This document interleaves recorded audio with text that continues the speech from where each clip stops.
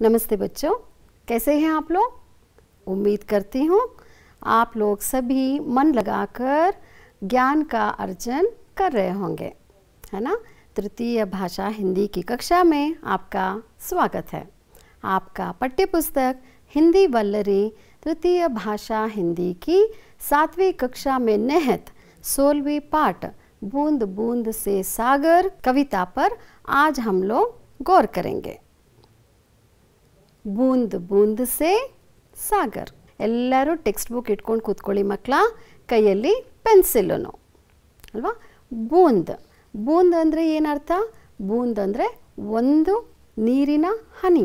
ಬೂಂದ್ ಬೂಂದ್ ಸೇ ಸಾಗರ್ ಅಂದರೆ ನೀರಿನ ಹನಿಗಳು ಕೂಡಿ ಸಾಗರವಾಗುತ್ತದೆ. ಇದು ಇವತ್ತಿನ ಕವಿತೆ. ये जो पाठ है बूंद बूंद से सागर, ये एक कविता है। कविता किसे कहते हैं? शब्द जब बंधनों से मुक्त होकर स्वच्छंद होकर निकलते हैं तब विभिन्न रसों से परिपूर्ण होकर कविता का स्वरूप लेते हैं। भावनाओं को प्रतिबिंबित करने की विधा को कविता कहते हैं ಅಲ್ವಾ. ನಮ್ಮಲ್ಲಿನ ಭಾವನೆಗಳು ಶಬ್ದಗಳ ಮೂಲಕ ಸ್ವಚ್ಛಂದವಾಗಿ ಮುಕ್ತವಾಗಿ, ಮತ್ತು ನಮ್ಮಲ್ಲಿ ರಸಗಳಿದೆಯಲ್ಲ, ನವರಸಗಳು, ಅವುಗಳಿಂದ ಪರಿಪೂರ್ಣವಾಗಿ ಹಾಳೆಗಳ ಮೇಲೆ ಮೂಡುವುದೇ ಕವಿತೆ. ಈ ಬೂಂದ್ ಬೂಂದ್ ಸೇ ಸಾಗರ್ ಏನಿದೆ ಅದು ನಿಮ್ಮ ಪಠ್ಯಪುಸ್ತಕದಲ್ಲಿನ ಒಂದು ಕವಿತೆ. आपके ಪಠ್ಯಪುಸ್ತಕ में ये बूंद बूंद से सागर ये कविता रखा क्यों है? इसका आशय क्या है और उद्देश्य क्या है? चलिए देखते हैं। इस कविता के द्वारा छात्र यह सीखते हैं कि छोटी छोटी बातों पर ध्यान देने से बड़े बड़े सार्थक काम बनते हैं, जिससे धरती पर सुख संतोष छा जाता है। हम लोग इस कविता द्वारा यह देखते हैं बच्चों, छोटी छोटी बातों पर ध्यान देने से ही बड़े बड़े सार्थक काम बनते हैं ಅಲ್ವಾ. ನಾವು ಯಾವಾಗಲೂ ಅಷ್ಟೇ ಚಿಕ್ಕ ಚಿಕ್ಕ ವಿಷಯಗಳಿಗೆ ಜಾಸ್ತಿ ಧ್ಯಾನ ಕೊಡೋದಿಲ್ಲ ಅಲ್ವಾ ಮಕ್ಕಳ. ಆದರೆ ಚಿಕ್ಕ ಚಿಕ್ಕ ವಿಷಯಗಳಿಗೆ ನಾವು ಧ್ಯಾನ ಕೊಟ್ರೇ ದೊಡ್ಡ ದೊಡ್ಡ ಕೆಲಸಗಳನ್ನು ಬಹಳ ಸುಲಭವಾಗಿ ಮಾಡಿ ಮುಗಿಸ್ಬೋದು. ಇದು ಈ ಕವಿತೆಯಲ್ಲಿ ನಾವು ಕಲಿಯುವಂಥ ಒಂದು ಅಂಶ. ಬನ್ನಿ ಕವಿ ಪರಿಚಯ ನೋಡೋಣ. ಪ್ರಸ್ತುತ ಕವಿತಾ ಕೆ ಕವಿ ಹೈ ಶ್ರೀ ಕೇದಾರನಾಥ್ ಕೋಮಲ್. ಈ ಕವಿತೆಯನ್ನು ಬರೆದಂತಹ ಕವಿ ಕೇದಾರನಾಥ್ ಕೋಮಲ್ ಅಂತ. ಇವರ ಜನ್ಮ ಪಂಜಾಬಿನಲ್ಲಿ 1931ರಲ್ಲಿ ಆಗಿತ್ತು. आप हिंदी के समकालीन कवियों में प्रसिद्ध है. ಆಗ ಇವರ ಕಾಲದಲ್ಲಿ ಯಾರ್ಯಾರು ಕವಿಗಳು ಲೇಖಕರು ಬರೀತಾ ಇದ್ರು ಅವರಲ್ಲಿ ಇವರು ಸಹ ಬಹಳ ಪ್ರಸಿದ್ಧರು. और बूंद बूंद से सागर कविता आशा की किरण कविता संग्रह से ली गई है. ಕೇದಾರನಾಥ್ ಕೋಮಲ್ ಅವರು ಬರೆದಂತಹ ಆಶಾ ಕಿ ಕಿರಣ್ ಅನ್ನೋ ಕವಿತಾ ಸಂಗ್ರಹದಿಂದ ನಿಮಗೆ ನಿಮ್ಮ ಟೆಕ್ಸ್ಟ್ ಬುಕ್ಕಲ್ಲಿ ಬೂಂದ್ ಬೂಂದ್ ಸೇ ಸಾಗರ್ ಕವಿತೆಯನ್ನು ಇಟ್ಟಿದ್ದಾರೆ. और इस कविता में देश की एकता को ध्यान में रखा गया है. एकता में बल है, यही कविता का आशय है ಅಲ್ವಾ ಮಕ್ಕಳ. ಕನ್ನಡದಲ್ಲಿ ಹೇಳ್ತೀವಿ ಒಗ್ಗಟ್ಟಿನಲ್ಲಿ ಬಲವಿದೆ ಅಲ್ವಾ. ಯಾವುದೇ ಒಂದು ಕೆಲಸವನ್ನು ನಾವು ಎಲ್ಲರೂ ಒಗ್ಗಟ್ಟಾಗಿ ಬಂದು ಮಾಡಿದ್ವಿ ಅಂದರೆ ಅಲ್ಲಿ ಆ ಕೆಲಸ ಆಗೇ ಆಗುತ್ತೆ ಅಲ್ವಾ. ಒಗ್ಗಟ್ಟಿನಲ್ಲಿ ಬಲವಿದೆ ಅಂದಿದ ತಕ್ಷಣ ನಮಗೆ ಒಂದು ಕತೆ ಜ್ಞಾಪಕಕ್ಕೆ ಬರುತ್ತೆ ಮಕ್ಕಳ. ಹೇಳಾಕತ್ತೇನಾ, ಬೇಗ ಹೇಳಿ ಮುಗಿಸ್ತೀನಿ. ಒಬ್ಬ ರೈತ ಇದ್ದ. ಆ ರೈತನಿಗೆ 3 ಜನ ಮಕ್ಕಳಿದ್ರು. ಆ ಮಕ್ಕಳು ಯಾವಾಗಲೂ ಕಿತ್ತಾಡ್ತಾಯಿದ್ರು.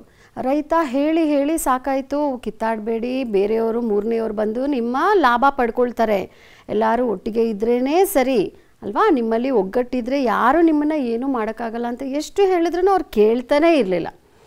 ಸೊ ಒಂದಿನ ರೈತ ಏನು ಮಾಡ್ದ, ಆ 3 ಜನ ಮಕ್ಕಳನ್ನ ಕರೆದ, ಒಂದೊಂದು ಕೋಲನ್ನು ಕೊಟ್ಟ, ಹೇಳ್ದ ನೀವು ಇದನ್ನು ಮುರಿಬೇಕು. 3 ಜನ ಮಕ್ಕಳಿಗೆ ಇದು ಒಂದು ತಮಾಷೆ ಅನ್ನಿಸ್ತು. ಅವ್ರು ಹೇಳಿದ್ರು ಇದೆಷ್ಟೊತ್ತು, 1 ನಿಮಿಷಕ್ಕೆ ನಾನು ಮುರಿದು ಬಿಡ್ತೀನಿ ಅಂತ ಕೋಲನ್ನು ಹಿಂಗೆ ಹಿಡ್ಕೊಂಡ್ರು, ಮುರಿದೇ ಬಿಟ್ರು. ಆಮೇಲೆ ರೈತ ಏನು ಮಾಡ್ದ, ಒಂದಷ್ಟು ಕೋಲುಗಳನ್ನ ಒಂದು ಬಂಚಲ್ಲಿ ಕಟ್ಟಿ ಅದನ್ನು ಆ ಮಕ್ಕಳಿಗೆ ಕೊಟ್ಟ. ಇದನ್ನು ಮುರಿರಿ ಅಂತ ಹೇಳ್ದ. ಅವ್ರು ಎಷ್ಟು ಪ್ರಯತ್ನ ಪಟ್ಟರು ಅದನ್ನು ಮುರಿಯೋಕ್ಕೆ ಆಗ್ತಾಯಿಲ್ಲ. ಆವಾಗ ರೈತ ಹೇಳ್ದ, ನೋಡಿ ನೀವು ಅಷ್ಟೇ ಒಗ್ಗಟ್ಟಾಗಿ ಇದ್ದರೆ ನಿಮ್ಮನ್ನು ಯಾರೂ ಮುರಿಯೋಕ್ಕಾಗೋದಿಲ್ಲ. ಅಕಸ್ಮಾತ್ ನೀವೇನಾದರೂ ಈ ಥರ ಜಗಳ ಮಾಡ್ಕೊಂಡು ಹೋದ್ರಿ ಅಂದರೆ ನಿಮ್ಮ ಲಾಭವನ್ನು ಮೂರನೇವರು ಬಂದು ಪಡ್ಕೊಳ್ತಾರೆ ಅಲ್ವಾ. ರೈತ ಬುದ್ಧಿವಾದವನ್ನು ಮಕ್ಕಳಿಗೆ ಹೇಳ್ದ. ಇದು ಎಷ್ಟು ದೊಡ್ಡ ಸತ್ಯ ಅಂದರೆ ಹೌದು ಮಕ್ಕಳ, ನಾವು ಒಗ್ಗಟ್ಟಾಗಿದ್ದರೆ ಯಾವುದೇ ಕೆಲಸವನ್ನು ಮಾಡಿ ಮುಗಿಸಬಹುದು. एकता में बल। एक बार कबूतरों का एक झुंड भोजन की तलाश में उड़ रहा था। अचानक कबूतरों की नजर जमीन पर बिखरे दानों पर पड़ी। शिकारी ने पक्षियों को पकड़ने के लिए जमीन पर दाने बिखेर रखे थे। दानों के ऊपर उसने जाल बिछा रखा था। बिखरे हुए दानों को देखकर कबूतर जमीन पर उतर गए और जाल में फंस गए। जाल में फंस जाने पर सभी कबूतर बहुत घबराए। वे जाल से छूटने के लिए फड़फड़ाने लगे, पर यह क्या, वे जाल से छूटने की जितनी कोशिश करते, जाल उतना ही ज्यादा उनके पंजों में उलझता जाता। तब कबूतरों के मुखिया ने उनसे कहा, घबराओ मत, हिम्मत से काम लो। तुम सब मिलकर जोर लगाओ और जाल को लेकर उड़ने की कोशिश करो। सभी कबूतरों ने मिलकर जोर लगाया और जाल को लेकर आसमान में उड़ चले। शिकारी उनको पकड़ने भागा, पर वे काफी ऊंचाई पर पहुंच गए थे। देखते ही देखते वे शिकारी की आंखों से ओझल हो गए। एक चूहा कबूतरों के मुखिया का मित्र था। सभी कबूतर मुखिया के साथ चूहे के पास पहुँचे। चूहे ने जाल काट दिया। कबूतर आजाद हो गए। शिक्षा, एकता में बल होता है।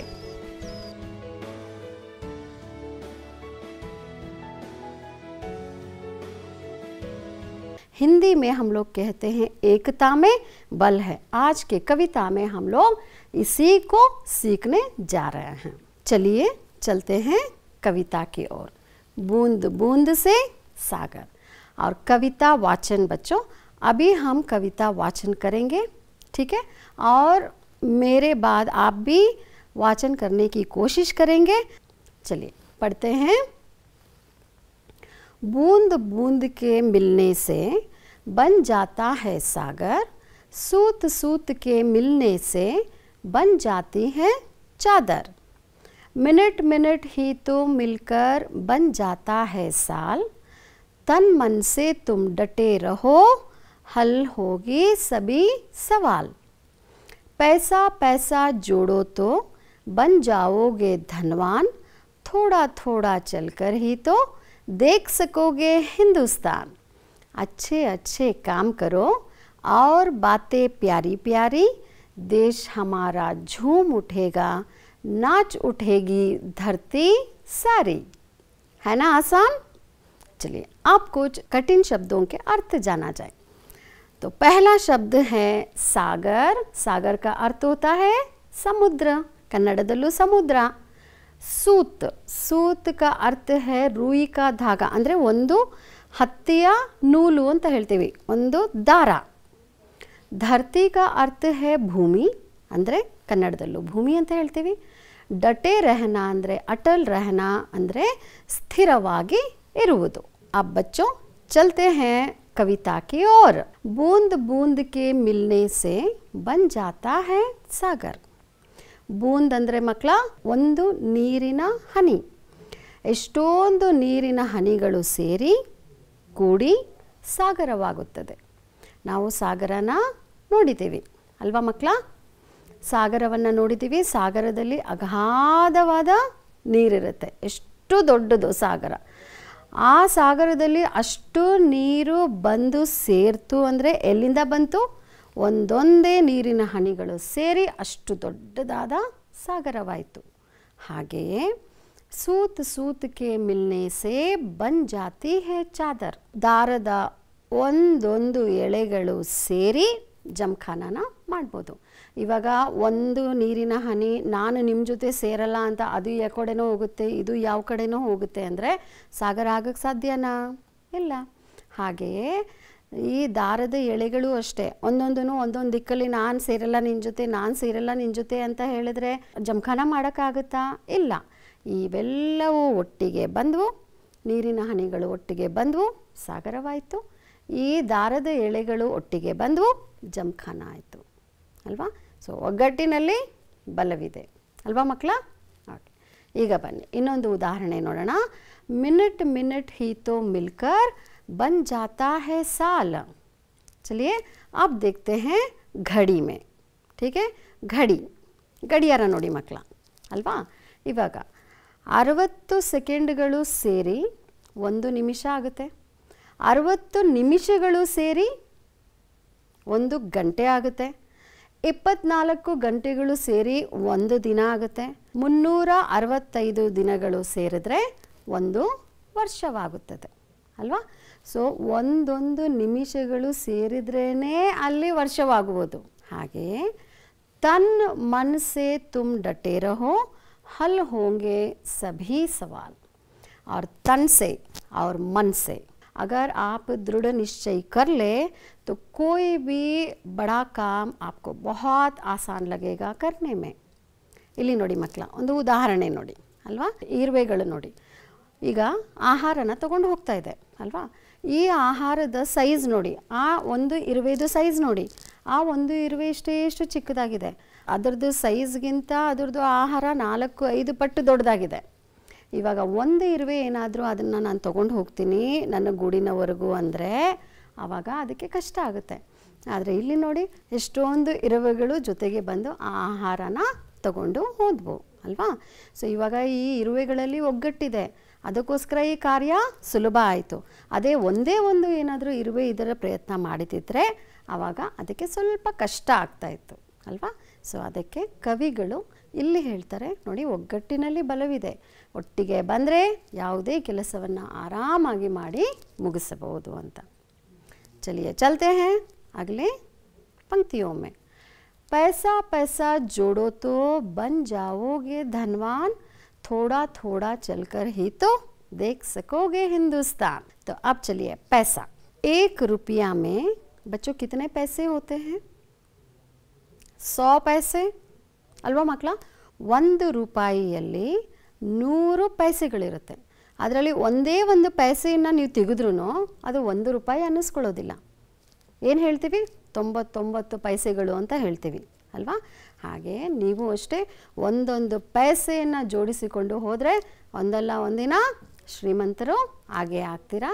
ಹಾಗೆ ಥೋಡಾ ಥೋಡಾ ಚಲ್ಕರ್ ಹಿ ತೋ ದೇಖ್ ಸಕೋಗೆ ಹಿಂದೂಸ್ತಾನ್.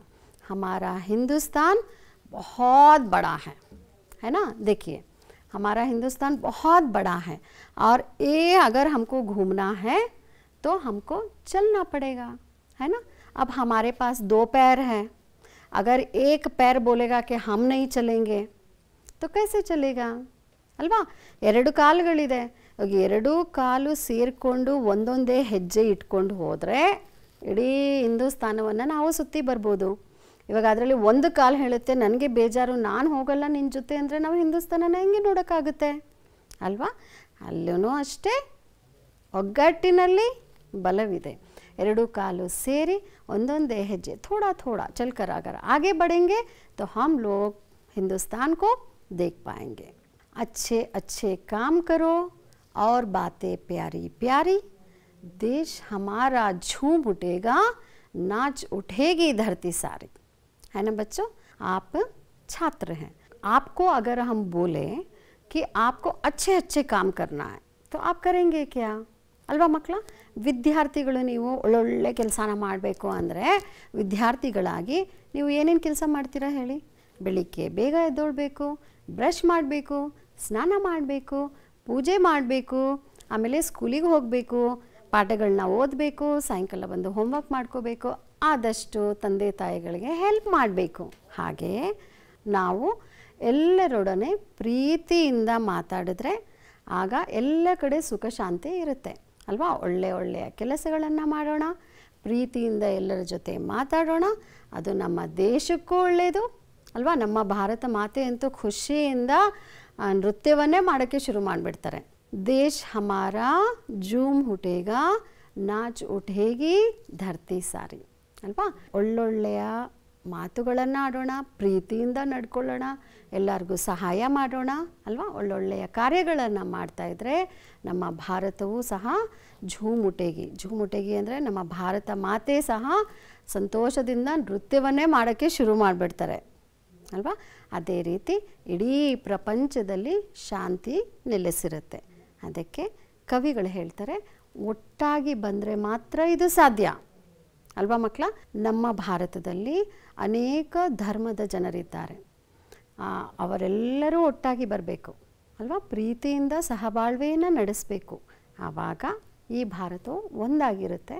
ಮತ್ತು ನಾವು ಭಾರತದವರು ವಿಶ್ವ ಶಾಂತಿಯನ್ನು ಪ್ರಸಾರ ಮಾಡುವಂತಹ ಜನ. ನಾವು ಇಡೀ ವಿಶ್ವದಲ್ಲಿಯೂ ಸಹ ಶಾಂತಿಯು ನೆಲೆಸಿರುತ್ತದೆ. ಈ ರೀತಿ ನಮ್ಮ ದೇಶವನ್ನು ನಾವು ಯಾವಾಗಲೂ ಎತ್ತಿ ಹಿಡಿಯೋಣ. तो बच्चों, आप तो समझ गए होंगे कविता का आशय, है ना. कवि कहते हैं एकता में बल है, इसीलिए सब लोग साथ में रहिए. चलिए अब चलते हैं प्रश्नोत्तर की और व्याकरण की ओर. अब यहाँ पे ಮಕ್ಕಳ ಟೆಕ್ಸ್ಟ್ ಬುಕ್ ತೆಗೆದುಕೊಳ್ಳಿ, ಪೆನ್ಸಿಲ್ ಕೈಯಲ್ಲಿ ಇಟ್ಕೊಳ್ಳಿ, ಆದಷ್ಟು ಬರ್ಕೊಳ್ಳಿ ಆಯಿತಾ. ಆನ್ಸರ್ಸ್ನ ಬರ್ಕೊಂಡು ಹೋಗಿ. तो इन प्रश्नों के उत्तर लिखना है, ठीक है. सागर कैसे बनता है? सागर ಯಾವ ಥರ ಆಗುತ್ತೆ? ಬೂಂದ್ ಬೂಂದ್ ಸೇ ಮಿಲ್ಕರ್ ಸಾಗರ್ बनता है. ಒಂದೊಂದು ನೀರಿನ ಹನಿಗಳು ಸೇರಿ ಸಾಗರವಾಗುತ್ತದೆ. हम धनवान कैसे बन सकते हैं? ಶ್ರೀಮಂತರು ಹೆಂಗಾಗ್ತೀವಿ? एक एक पैसे को जोड़कर हम धनवान बन सकते हैं. ಒಂದೊಂದೇ ಪೈಸೆನ ನಾವು ಕಲೆಕ್ಟ್ ಮಾಡ್ಕೊಂಡು ಹೋದರೆ ನಾವು ಶ್ರೀಮಂತರು ಆಗ್ತೀವಿ. साल कैसे बनता है? साल ಅಂದರೆ ವರ್ಷ. ಒಂದು ವರ್ಷ ಹೆಂಗಾಗುತ್ತೆ? मिनट मिनट ही तो मिलकर साल बनता है. और 4वां प्रश्न, हिंदुस्तान की यात्रा कैसे करोगे? थोड़ा थोड़ा चलकर ही तो हिंदुस्तान की यात्रा करेंगे, ठीक है. अब चलिए और एक व्याकरण की ओर चलते हैं. अब चलते हैं जोड़ कर लिखिए, ठीक है. जोड़ कर लिखिए की ओर. अब जो कविता के पंक्तियाँ हैं उसी को इस तरफ के कविता के पंक्तियों से मिलान करना है, ठीक है. बूंद बूंद के मिलने से क्या बनता है? बन जाता है सागर. और दूसरा, मिनट मिनट ही मिलकर क्या बनता है? बन जाता है साल. और पैसा पैसा जोड़ो तो बन जाओगे धनवान. और अच्छे अच्छे काम करो और बातें प्यारी प्यारी. अब यहाँ देखिए बच्चों, सही वर्णों से खाली जगह भरना है, ठीक है. अब ये जो व्याकरण है आपका पर्यायवाची शब्द के लिए उदाहरण है, ठीक है. पर्याಯವಾಚಿ ಶಬ್ದ ಅಂದರೆ ಏನು ಮಕ್ಕಳ? ಒಂದು ವಸ್ತುವಿಗೆ ಅನೇಕ ಹೆಸರುಗಳಿರುತ್ತೆ. ಇವಾಗ ಸೂರ್ಯನ ತಗೊಳ್ಳೋಣ, ಓಕೆ. ಸೂರ್ಯನಿಗೆ ಇನ್ನೂ ಅನೇಕ ಹೆಸರುಗಳಿವೆ. ರವಿ ಅಂತ ಕರಿತೀವಿ, ಭಾನು ಅಂತ ಕರಿತೀವಿ, ಭಾಸ್ಕರ ಅಂತ ಕರಿತೀವಿ, ದಿನಕರ ಅಂತ ಕರಿತೀವಿ ಅಲ್ವಾ. ನೋಡಿ ಎಷ್ಟೊಂದು ಹೆಸರುಗಳು ಸೂರ್ಯನಿಗೆ. ಅದೇ ರೀತಿ ಇಲ್ಲಿಯೂ ಸಹ ಕೆಲವು ಶಬ್ದಗಳಿವೆ. ಆ ಶಬ್ದಗಳಿಗೆ ಸಮಾನಾರ್ಥಕ ಶಬ್ದಗಳನ್ನ ಬರೀಬೇಕು. ನಿಮಗೆ ಇಲ್ಲಿ ಸ್ವಲ್ಪ ಹಿಂಟ್ ಕೊಟ್ಟಿದ್ದಾರೆ. ನೀವು ಮಧ್ಯದಲ್ಲಿ ಒಂದೊಂದು ವರ್ಣಗಳನ್ನ ತುಂಬಿದ್ರೆ ಅದು ನಿಮಗೆ ಪರ್ಯಾಯವಾಚಿ ಶಬ್ದ ಸಿಗುತ್ತೆ. ಇವಾಗ ಮೊದಲನೇ ಉದಾಹರಣೆ ನೋಡಿ, ಇಲ್ಲಿ ಕೊಟ್ಟಿದ್ದಾರೆ ಪಾನಿಗೆ ಇನ್ನೊಂದೇನು ಹೇಳ್ತಾರೆ? ಜಲ್ ಅಂತ ಹೇಳ್ತಾರೆ ಅಲ್ವಾ. ಸೊ ಇವಾಗ ಎರಡನೇದು ಸಾಗರ್ का पर्यायवाची शब्द क्या है? समुद्र. सही, समुद्र. अब हिंदुस्तान का और एक नाम भारत. सही. और धरती का और एक नाम भूमि. करेक्ट. आकाश का और एक नाम क्या हो सकता है? आसमान, है ना. तो ये है आपका पर्यायवाची शब्द. और चलते हैं, कोष्टक में से सही शब्द चुनकर खाली स्थान आपको भरना है, ठीक है. पहला प्रश्न, डैश पानी में रहती है और मछली कोयल बैल. मछली ಅಂದ್ರೆ ಮೀನು ನೀರಲ್ಲಿ ಇರುತ್ತೆ ಅಲ್ವಾ. दूसरा प्रश्न, एकता में डैश है, तो ब्रैकेट में आपको है फल बल जल. क्या है? एकता में बल है. सही. और तीसरा प्रश्न है, ಹಮಾರೆ ರಾಷ್ಟ್ರೀಯ ಝಂಡೆ ಮೇ ಡ್ಯಾಶ್ ರಂಗ ಹೈ. ನಮ್ಮ ರಾಷ್ಟ್ರದ ಧ್ವಜದಲ್ಲಿ ಮಕ್ಕಳ ಎಷ್ಟು ಬಣ್ಣಗಳಿವೆ? 3. ಕೇಸರಿ, ಬಿಳಿ ಮತ್ತು ಹಸಿರು. 3 रंग है. अब यहाँ पे देखिए, यहाँ है पानी में, ನೀರಿನಲ್ಲಿ, और पानी के बाहर रहने वाले प्राणियों का ವರ್ಗೀಕರಣ कीजिए. ಓಕೆ, ನೀರಿನಲ್ಲಿ ಇರುವಂತಹ ಪ್ರಾಣಿಗಳು ಹಾಗೆ ನೆಲದ ಮೇಲೆ ವಾಸಿಸುವಂತಹ ಪ್ರಾಣಿಗಳನ್ನು ನೀವು ಬೇರೆ ಬೇರೆ ಬೇರೆ ಮಾಡಬೇಕು. ಓಕೆ, ವರ್ಗೀಕರಣ ಮಾಡಬೇಕು, ಆ ಕಡೆ ಈ ಕಡೆ ಇಡಬೇಕು. ಸೊ ಈ ಕಡೆ ಇರೋದು ನೀರಲ್ಲಿರುವಂತಹ ಪ್ರಾಣಿಗಳ ಹೆಸರು, ಈ ಕಡೆ ಇರೋದು ನೀರಿನಿಂದ ಹೊರಗೆ ಜೀವಿಸುವಂತಹ ಪ್ರಾಣಿಗಳ ಹೆಸರನ್ನ ನೀವು ಇಡಬೇಕು. ಆಯಿತಾ? ಮಾಡೋಣ. ಓಕೆ, ಪಹಲಾ ಶಬ್ದ ಹೈ ಮछली. मछली ಅಂದರೆ ಮೀನು. तो ಮೀನು ಎಲ್ಲಿರುತ್ತೆ? पानी में कि पानी के बाहर? तो पानी में रहती है. चलिए, दूसरा है बाघ. बाघ ಅಂದರೆ ಹುಲಿ. ಹುಲಿ ಎಲ್ಲಿರುತ್ತೆ? ನೀರಲ್ಲಿರುತ್ತಾ ನೆಲದ ಮೇಲೆ? हाँ, बाघ पानी के बाहर रहता है.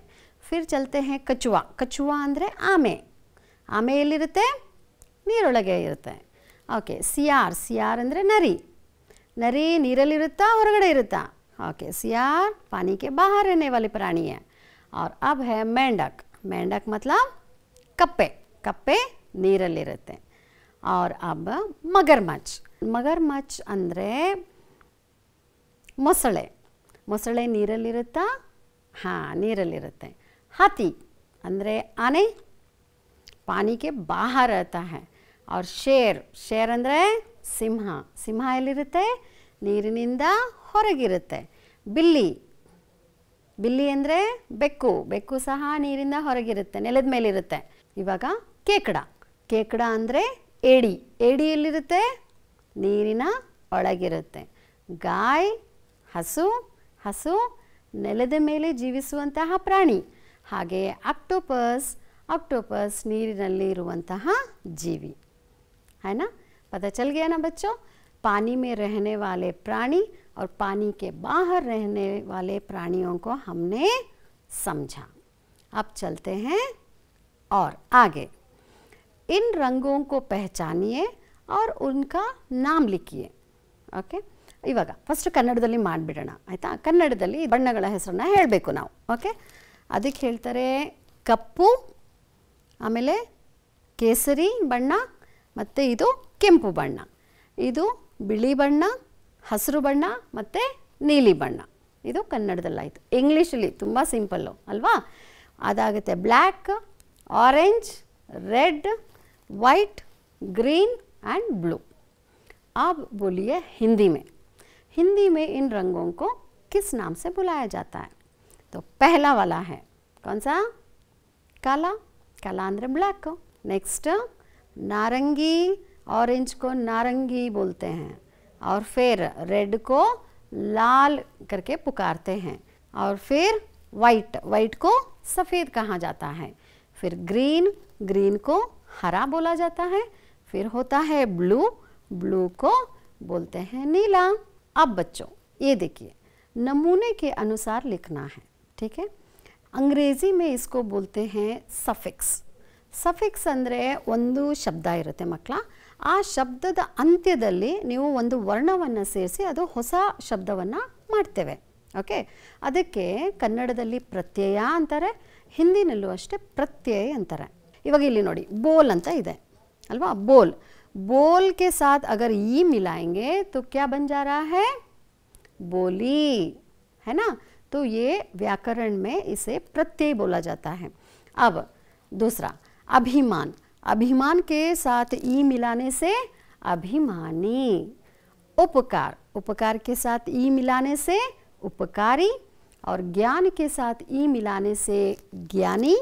और सावधान के साथ ई मिलाने से सावधानी. और जवान के साथ ई मिलाने से जवानी. अब इसी तरह और एक उदाहरण है सफल.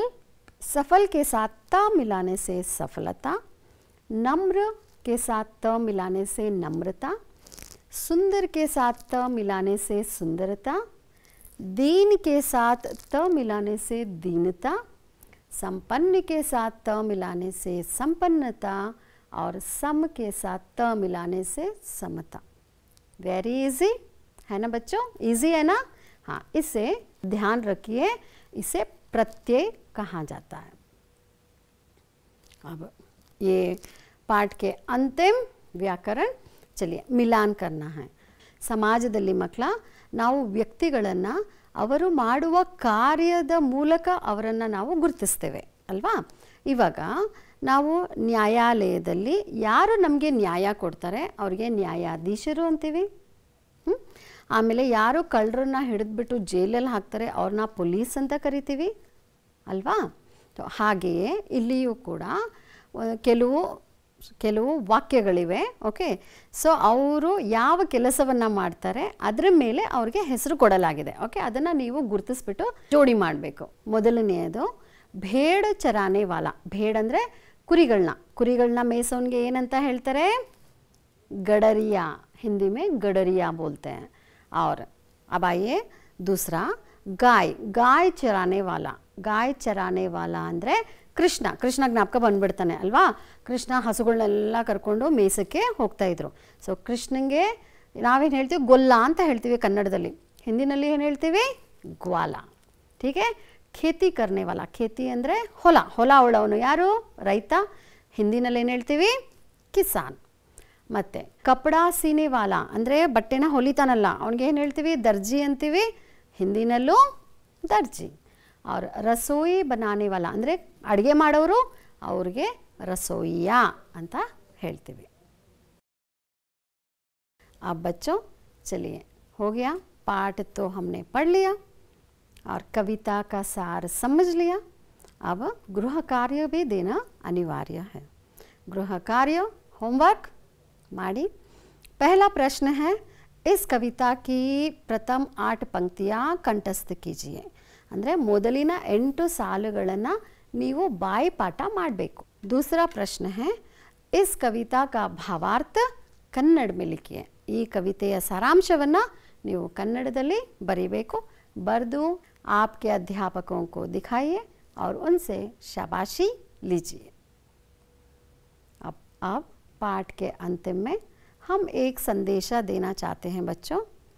तो हम भारतीय हैं, सभी भारतीय अगर एक साथ मिलकर कोई भी कार्य अगर करें तो उसकी सफलता मिलेगी ही मिलेगी, है ना। तो सब लोगों को आना ज़रूरी है और हम लोग मिल के कोई भी काम करेंगे और सफलता पाएंगे। आज के लिए बस इतना ही। मेरा नाम ममता कश्यप, बेंगलुरु के मल्लेश्वरम में निहित निर्मला रानी प्रौढ़शाला में हिंदी अध्यापिका के तौर पर कार्यरत हूँ। इस कक्षा को हम यहीं पे समाप्त करते हैं। धन्यवाद।